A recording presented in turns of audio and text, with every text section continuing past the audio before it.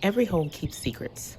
Some are harmless mementos, some are built into the walls, and some are objects charged with dark intent, secretly holding energy that can bind, influence, or destroy. Today, we're exploring the curses found in plain sight. These are the ordinary household objects that are or can be used in black magic to manipulate, protect, or curse. In older traditions of folk magic and spiritual practice, tools weren't bought, they were found. The witch's power came from seeing potential where others saw clutter or junk. And if you know what to look for, every house is full of the tools of black magic, even your own. But in plain sight, it's all perfectly ordinary until you start to pay attention.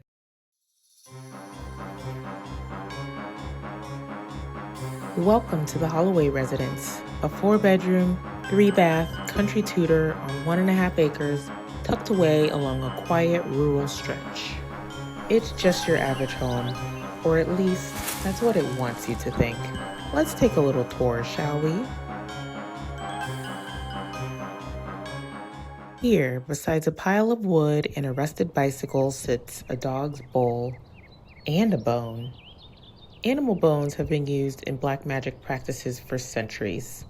They're vessels of a life force once lived, no longer living.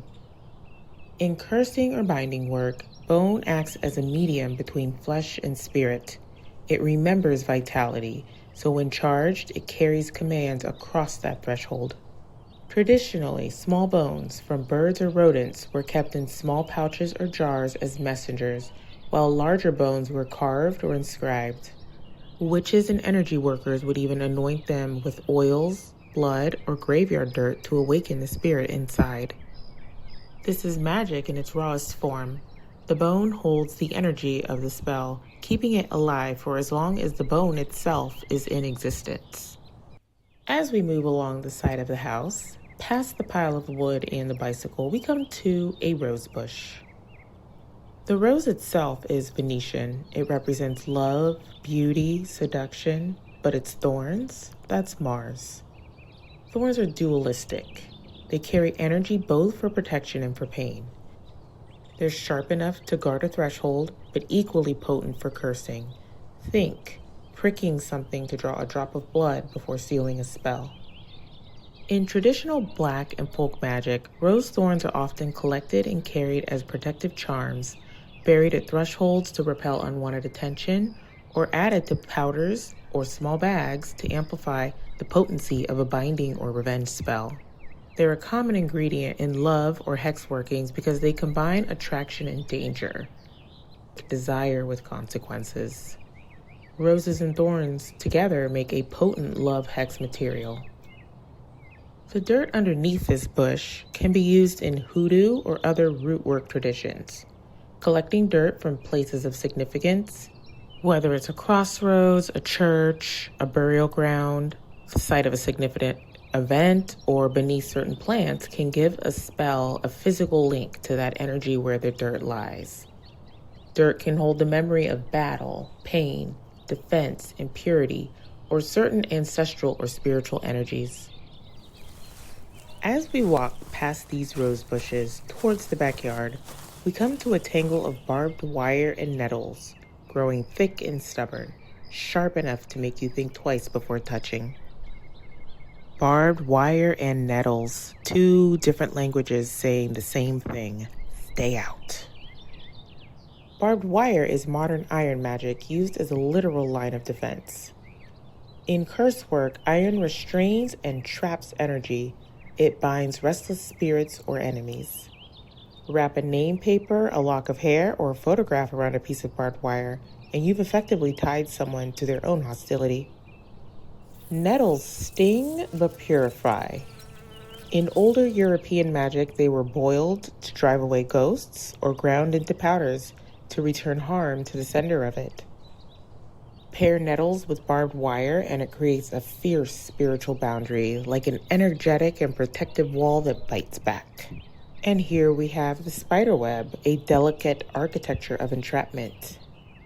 In magic, webs represent control and entanglement, and a dead insect caught inside is the ideal sigil for let them be caught in their own lies. Flies, for instance, in black magic represent gossip, decay, and unrest. They're often sealed in jars with names or petitions to spoil someone's words. It's a social hex used long before social media made it easy. And here we have a small puddle beneath the storm gutter. Most of this puddle holds water from a hurricane that grazed the area recently. It's just water, and yet it holds memory of destruction and chaos. You see, stormwater is one of the more misunderstood ingredients in the darker craft. Rainwater collected after or during violent storms is charged with chaotic and unbalanced energy, and is excellent for undoing, breaking, or stirring up what's gone stagnant. Storm water from a hurricane or a thunderstorm can cleanse violently, strip away obstacles, or make things happen fast. But if it's stored improperly, it can corrode even glass jars. That volatility is part of its charm and its danger. If you're in a storm-prone area, collect your own storm or hurricane water. It carries energy unique to your location and timing. If you're not in a storm zone or want something already charged, my hurricane barrel water is available at my Etsy shop. It was gathered during a Capricorn full moon with Mars in retrograde, and it was potent for protection, breakthroughs, and boundary setting. Batch is available on Etsy, all links in the description. Anyway, so far it's just a normal home, right? Nothing out of place, nothing too out of the ordinary. Let's take a trip inside. Inside, the magic gets quieter. It's hidden under the layers of a normal life. The kitchen, especially, is where witchcraft has always disguised itself as housekeeping. I mean, there's an entire branch of witchcraft devoted to kitchen witches. They work their magic in plain sight, using the things we store in pantries and spice cabinets as tools to protect, heal, or curse. Every jar, every bottle, every simple ingredient carries potential energy, ready to be directed with intention. So everything here has two purposes, one mundane, one magical. Knives are a central tool in magic. They are used to carve symbols and sigils and to direct or manipulate energy. They are also used to cast energetic circles. Used clockwise, it can open circles or direct energy. Counterclockwise, it can banish or sever ties.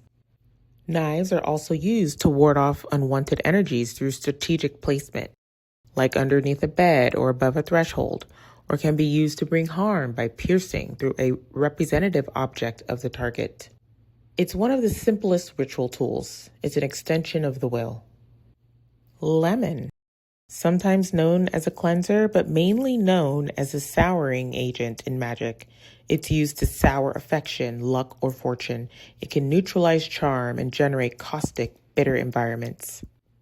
One of the more simple black magic curses is known as the lemon curse, where you slice a lemon in half, place a paper with the name of the target or a photo inside, add a dash of pepper or hot spice, and bind both halves of the lemon together with either black twine, pins, or nails.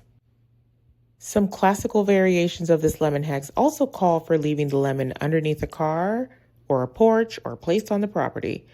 But classic also means risky, dramatic, and likely to get noticed by the HOA or the Ring camera. Vinegar does the same thing as lemon, but stronger. It's used to turn situations bitter or to preserve malice, pickling the negative energy so that it can't dissipate. Salt, commonly known for purity, protection, grounding, and also a great neutralizer. In black magic, salt is sprinkled over effigies or representations of the target to weaken them. Salt is sprinkled at thresholds to energetically exile someone or something from returning, or it can be combined with other baneful materials such as graveyard dirt to increase the drying or repellent properties of the spell. You can salt wash someone's luck, which is a type of folk magic ritual where salt is used to figuratively wash a person's fortune or privilege away. And pepper, of any type. But shown here is of the common black table pepper variety. Pepper is salt's opposite. It does not stall or dry out, it agitates. Mixed together with salt, they're dual. Capsicum or chili pepper carries the same signature, Mars energy, speed, heat, irritation, upset. A pinch in a sour jar spell adds potency. When you add too much, you can go from a simple deterrent to a full-on declaration of war. All of these ingredients, salt, pepper, capsaicin, along with other more specialized ingredients, can be combined into a single working, whether in a sour jar spell, as part of a traditional hexing powder mix like hotfoot powder or gopher dust. I have various dusts and powders available for study or ritual use, and each are designed to direct energy in a focused way. Again, check the description. Sharp, broken objects, such as glass, is a classic reversal material. Yes, it's dangerous, but that's the point. Sharp edges scatter negativity back to where it came from. Sometimes it's crushed into a finer dust and blended into protection salts or hexing powder to either warn or to harm. Compost. Organic material in decay is a perfect example of transformation magic. Everything rotting in here is being remade. That's the heart of dark alchemy. Nothing is wasted. Even decay has purpose. Many folk magicians use compost or graveyard dirt interchangeably depending on the nature of the work. Rotten food is used to symbolize the slow and inevitable decay or decline of a target's luck, health, or life. A spell jar with rotten fruit might be designed to rot and bring negative energy into someone's life. Some spells are designed to create misfortune. For example, slicing up a picture of a person with onions and placing it into a compost pile is intended to make the target feel remorseful or tearful. The garbage or compost pile is seen as a place to dispose of the target's magical trash. Let's move on, shall we? Now entering the library. The study is a temple of language. Every written word carries a current of energy through time, a remnant of the emotional state and the environment of the person who placed their pen to paper. When a spell calls for binding or influence, handwriting is ideal. There's a direct energetic line from your brain to your hand to the paper. Your intention travels with the motion of your pen, and the pressure, speed, and rhythm of the writing encodes that intent onto the page. Letters can then be anointed with special oils, strategically folded depending on the goal, and then sealed with wax or thread to lock in energy. Books, old ones especially, the ink, the aging paper, the fingerprints of past readers, all of those absorb and hold. In darker practices, certain texts are kept face down to muffle their voice, while others may be left open to a page that speaks a curse subtly over time. Even uneaten food or partially eaten food carries meaning. In spirit work, offerings left unfinished are a form of invitation, an open door for something unseen to complete what you began. In a house like this, it may be in your best interest to cover your plate. The sewing room is full of tools used in sympathetic magic. That is, the kind of magic where one object serves as a symbolic representation for something else, and what's done to that object is believed to affect its counterpart. Pins and needles pierce or join. Threads bind. Think voodoo dolls and poppets. They all teach lessons in the art of manipulation. In binding work, pins and needles pierce and hold energy in place. When stuck into fabric, wax, or paper, they represent control, stopping something from moving, concentrating energy, or keeping attention focused where you want it. Scissors, on the other hand, undo. They cut cords, separate attachments, or release someone from a spell's hold. The mirror doubles everything. When broken, it fragments the self. It's a useful tool for divination or spirit callings that deal with hidden motives or split intentions. Some practitioners keep a single shard of a broken mirror as a truth detector, while others may bury it to shatter a link completely. The burnt-out light bulb is modern folklore. When used in cursing, it can represent ideas gone cold or ambitions extinguished. And the water that sits in the latrine, stagnant and still, That's banishment material. Water taken from places of disposal, like drains or toilets, is used to flush lingering energy.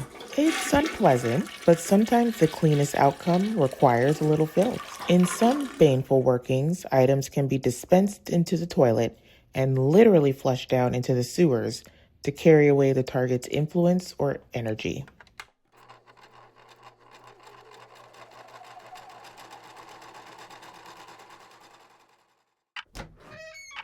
Now here's a room that is filled with raw creative energy. The broken clock on the wall marks suspended time. When used in rituals, broken clocks or watches can pause the natural flow of an event. It can delay, hold, or repeat. Many traditional delay spells hinge on stop time. Inside the cage, a shed skin of a serpent is full of symbolism. It's used in workings of renewal or substitution. What was becomes what will be. Some cultures dry and grind it into dust for protection, believing it confuses spirits who rely on scent to follow a person. The serpent also represents deception.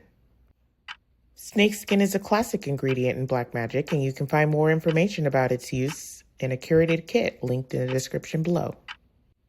Dust itself is its own ingredient. It's human skin, degraded materials, little bits and pieces of everything that's ever been in the room. It's a record of presence, a way to call on the energy of what has lived here before. All in a perfectly innocent room. And finally, our tour ends in the master bedroom, the resting place of dreams, memories, and unresolved intention. Over here on the dresser, we have a black candle, a knotted string, and a lock with no key, each one with its own symbol and function. A black candle absorbs, removes, banishes, and seals an ending. A knotted string is a charm of containment. Every knot is a command. To bind a habit, to hold a thought, to silence someone. When tied, the curse is activated.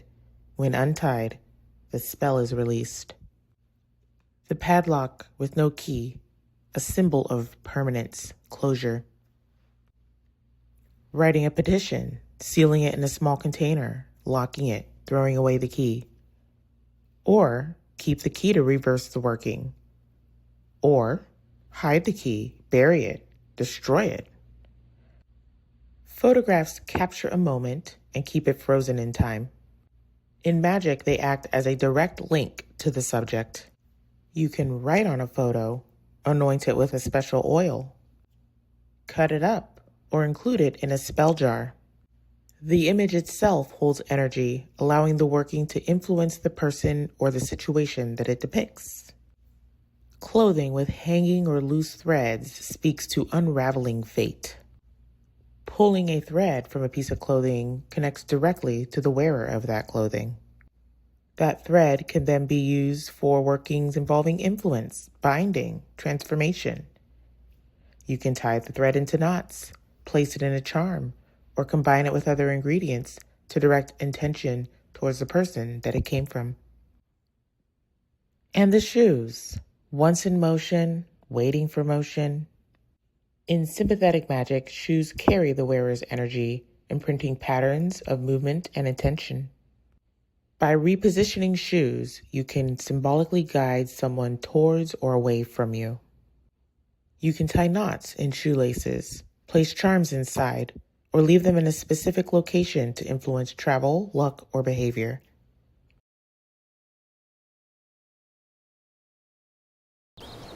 Altogether, this sweet, cozy home is filled with the tools of ritual the inhabitants never knew they were surrounded by. But don't worry, it's just a house.